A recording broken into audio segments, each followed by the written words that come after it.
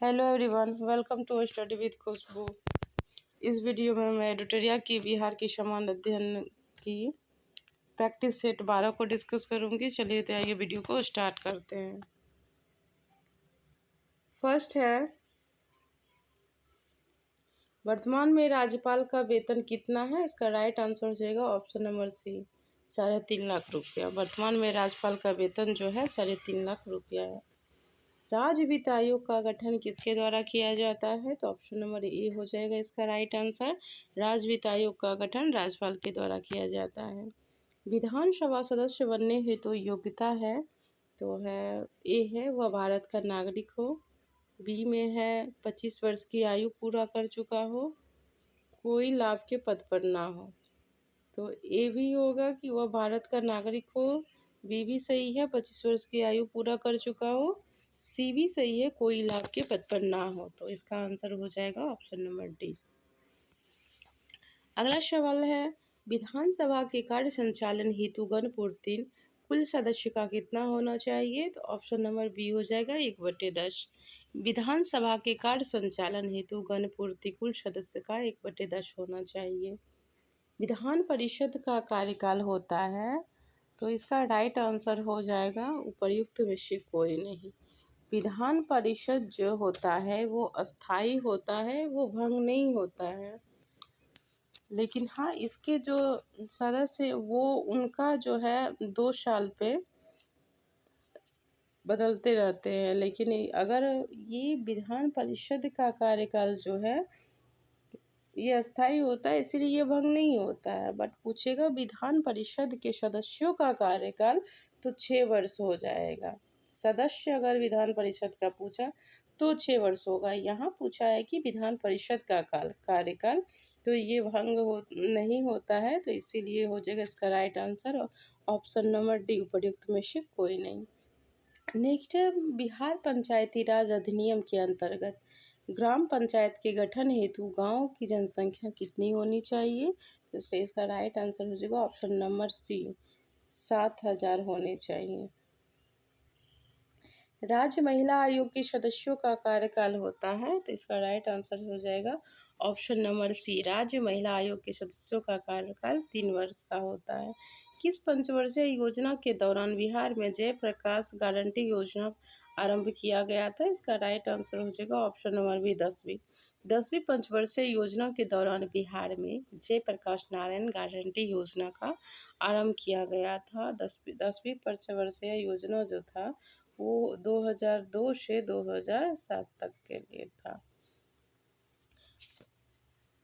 Next है, निम्नलिखित में से कौन सा जिला पटना प्रमंडल के अंतर्गत आता है, तो पटना प्रमंडल के अंतर्गत ए है कैमूर, ये भी आता है, बी नालंदा, तो ये भी पटना प्रमंडल के अंतर्गत आता है, सी है बक्सर, तो ये भी आता है। तो इसका राइट आंसर हो जाएगा उपर्युक्त में से एक से अधिक। पटना प्रमंडल के अंतर्गत जो है कैमूर, बक्सर और नालंदा आता है। कुल बिहार में प्रमंडल जो है 9 है।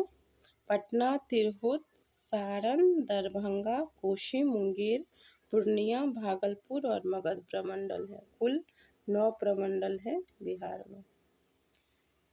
और जिला 38 हैं और अनुमंडल जो है वो 101 है। अनुमंडल 101 है, प्रमंडल जो है वो 9 है। अब है कि बिहार के पहले निर्दलीय मुख्यमंत्री कौन थे, ऑप्शन नंबर ए हो जाएगा महामाया प्रसाद सिन्हा। बिहार के पहले निर्दलीय मुख्यमंत्री महामाया प्रसाद सिन्हा। नेक्स्ट है, राजेंद्र प्रसाद को किस वर्ष सर्वोच्च सम्मान भारत रत्न से सम्मानित किया गया, इसका राइट आंसर हो जाएगा option number B, 1962। Rajendra Prasad को वर्ष 1962 में भारत रत्न से सम्मानित किया गया था। बिहार में गंगा नदी की लंबाई कितनी है, तो इसका राइट आंसर हो जाएगा option number C, 445 kilometre. Bihar में गंगा नदी की लंबाई 445 किलोमीटर है।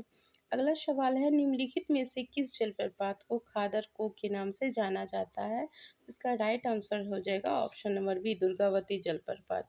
खादर कोह के नाम से दुर्गावती जलप्रपात को माना जाता है, को जाना जाता है। और ये जो है दुर्गावती जलप्रपात वो कैमूर जिला में है और दुर्गावती जलप्रपात को जो है करमचद बांध भी कहा जाता है। अगला प्रश्न है, बलथर मिट्टी की प्रकृति होती है, तो इसका राइट आंसर हो जाएगा ऑप्शन नंबर ए अम्लीय। बलथर मिट्टी की जो प्रकृति होती है वो अम्लीय होती है। अगला सवाल है, बांगर मिट्टी में किसकी प्रधानता होती है? ऑप्शन नंबर ए हो जाएगा आंसर पोटास। बांगर मिट्टी में पोटास की प्रधानता होती है। नेक्स्ट है, किस वर्ष बिहार में भीषण भूकंप आया था? तो इसका राइट आंसर हो जाएगा ऑप्शन नंबर ए 1934 में बिहार में भीषण भूकंप आया था। अगला सवाल है, पुस्तक टोकरी में दिगंत थेरी गाथा के लेखक हैं, तो इसका राइट आंसर हो जाएगा ऑप्शन नंबर बी अनामिका। टोकरी में दिगंत थेरी गाथा के लेखक अनामिका है। मुख्यमंत्री कोशी मलबरी योजना के अंतर्गत कितने जिलों का चयन किया गया है? तो इसका राइट आंसर हो जाएगा ऑप्शन नंबर सी 7। मुख्यमंत्री कोशी मलबरी योजना के अंतर्गत 7 जिलों का चयन किया गया है। बिहार में चर प्रौद्योगिकी संस्थान की स्थापना कहाँ की गई? तो इसका right answer option number B हो जाएगा मुजफ्फरपुर। बिहार में चर प्रौद्योगिकी संस्थान की स्थापना मुजफ्फरपुर में की गई है।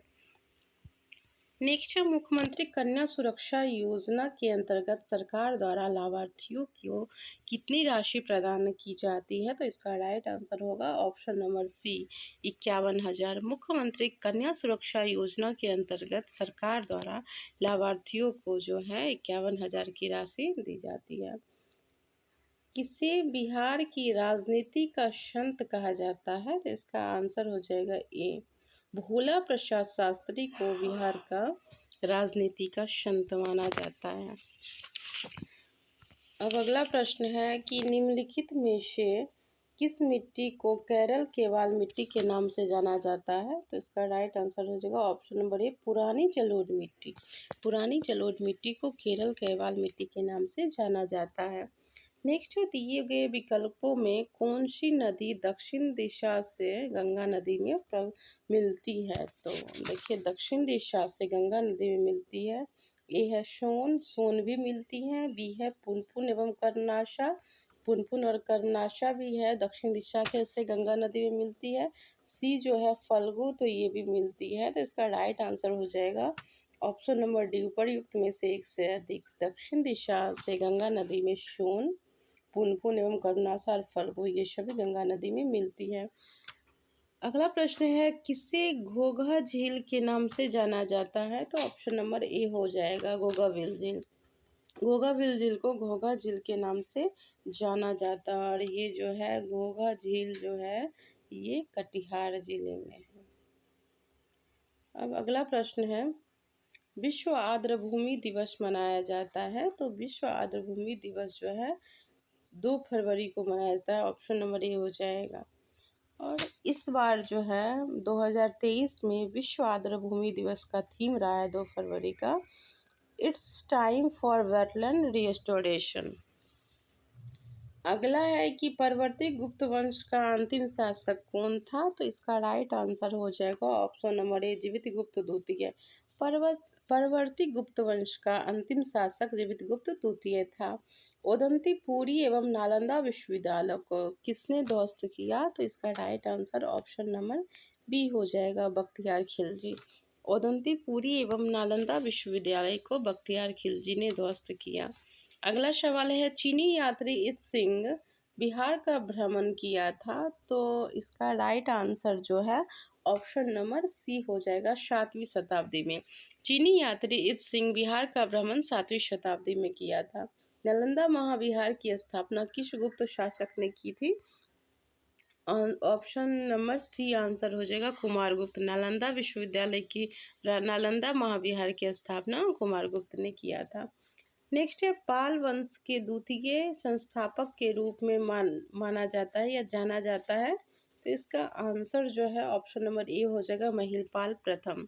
पाल वंश के द्वितीय संस्थापक के रूप में महिपाल प्रथम को जाना जाता है। अगला प्रश्न है, देवपाल ने जावा के शासक बालपुत्र देव के अनुरोध पर किस स्थान पर एक बौद्ध महाविहार की देखरेख के लिए 5 गांव अनुदान में दिए थे? तो इसका आंसर जो है ऑप्शन नंबर ए होगा नालंदा। मनेर में स्थित मखदूम शाह दौलत का मकबरा बिहार में मुगल स्थापत्य कला का सर्वोच्च उदाहरण है। यह मकबरा किसके द्वारा निर्मित करवाया गया था? इसका राइट आंसर हो जाएगा ऑप्शन नंबर ए, इब्राहिम खान के द्वारा निर्मित किया गया था मनेर में मखदूम शाह दौलत का मकबरा। देखिए अगला प्रश्न है, चीनी यात्री वेनसांग ने किस विश्वविद्यालय में अध्ययन किया था? तो ऑप्शन नंबर सी होगा आंसर इसका नालंदा। चीनी यात्री वेनसांग नालंदा विश्वविद्यालय में अध्ययन किया था। कर्नाट वंश का पूर्णतः अंत हुआ था, तो इसका आंसर होगा ऑप्शन नंबर सी 1378 में। कर्नाट वंश का अंत जो हुआ था पूर्णतः 1378 में हुआ था। और कर्नाट वंश का जो संस्थापक है वो नान्यदेव है। कर्नाट वंश के संस्थापक नान्यदेव है।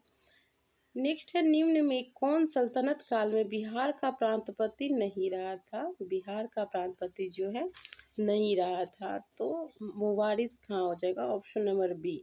सल्तनत काल में बिहार का प्रांतपति जो था मुवारिस खां नहीं था। हातिम खां थे, सैफुद्दीन एवं तुगान खां था, लेकिन मुवारिस खां नहीं थी। ऑप्शन नंबर बी हो जाएगा इसका राइट आंसर। अगला प्रश्न है, बिहार राज्य का नाम बिहार किसने दिया? ऑप्शन नंबर ए हो जाएगा इसका राइट आंसर, तुर्कों ने। बिहार राज्य का नाम बिहार तुर्कों ने दिया। अमर सिंह को अंग्रेजों द्वारा बंदी बनाकर निम्नलिखित में से किस जेल में रखा गया? ऑप्शन नंबर बी हो जाएगा गोरखपुर जेल में।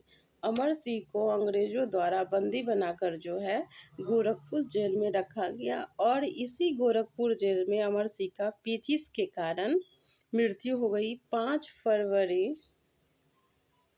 फरवरी 1860 को जो है पेचिश के कारण गोरखपुर जेल में अमर सिंह की मृत्यु हो गई। अगला प्रश्न है, चंपारण एग्रेरियन समिति के सदस्यों में निम्नलिखित में कौन सम्मिलित है? तो देखिए ए में है एफ.जी. स्लाई, बी वज्र किशोर प्रसाद, सी रामनवमी प्रसाद। तो चंपारण एग्रेरियन समिति के सदस्यों में जो है ए एफ.जी. स्लाई भी सम्मिलित थे, बी वज्रकिशोर प्रसाद भी सम्मिलित थे, सी रामनवमी प्रसाद भी सम्मिलित थी। तो इसका right answer option number D हो जाएगा। उपर्युक्त में से एक से अधिक ये तीनों चंपारण एग्रेरियन समिति सदस्यों में सम्मिलित थे। अब अगला प्रश्न है, वर्ष 1923 में बिहार में स्थापित स्वराज दल के अध्यक्ष निम्नलिखित में से कौन थे? तो इसका right answer option number A हो जाएगा नारायण प्रसाद। 1923 में बिहार में स्थापित स्वराज दल के अध्यक्ष नारायण प्रसाद थे। अगला प्रश्न है, इल्तुतमिश ने किसे बिहार प्रांत में दिल्ली सल्तनत के प्रथम प्रतिनिधि के रूप में नियुक्त किया? तो इसका राइट आंसर हो जाएगा option number B Malik Alauddin Jani. Iltutmish ने मलिक अलाउद्दीन जानी को बिहार प्रांत में दिल्ली सल्तनत के प्रथम प्रतिनिधि के रूप में नियुक्त किया। अगला प्रश्न है कि पाटलिपुत्र की शासन व्यवस्था का विस्तृत वर्णन किस विदेशी यात्री ने वृत्तांत में मिलता है? तो विदेशी यात्री कौन है जिनका वर्णन जो है मतलब पाटलिपुत्र का वर्णन उनके वृत्तांत में मिलता है? तो इसका right answer option number C हो जाएगा मेगास्थनीज। पाटलिपुत्र की शासन व्यवस्था का विस्तृत वर्णन जो है मेगास्थनीज की यात्रा वृत्तांत में मिलता है, जो जिनकी रचना जो है इंडिका इसी में मिलते हैं। अब अगला प्रश्न है कि देखिए मगध में प्रथम ब्राह्मण राज स्थापित किया था, तो इसका right answer option number C हो जाएगा पुष्यमित्र शुंग। मगध में प्रथम ब्राह्मण राज्य की स्थापना जो है पुष्यमित्र शुंग ने किया था। अगला प्रश्न है कि चंद्रगुप्त मौर्य की पहचान सेंड्रोकोटस के रूप में किसने किया था? तो इसका right answer option number A हो जाएगा sir William Jones. Chandragupta Maurya की पहचान जो है सेंड्रोकोटस के रूप में जो है सर विलियम जोन्स ने किया था। मौर्यकालीन शासन व्यवस्था कितने प्रांतीय भागों में विभक्त थी? तो इसका right answer option number B होगा 5। मौर्यकालीन शासन व्यवस्था 5 प्रांतीय भागों में विभक्त थी। अब अगला प्रश्न है, अशोक ने कलिंग पर कब आक्रमण किया था? तो इसका राइट आंसर हो जाएगा ऑप्शन नंबर बी 261 ईसा पूर्व में अशोक ने कलिंग पर विजय प्राप्त किया था। आक्रमण किया था और विजय भी प्राप्त किया था।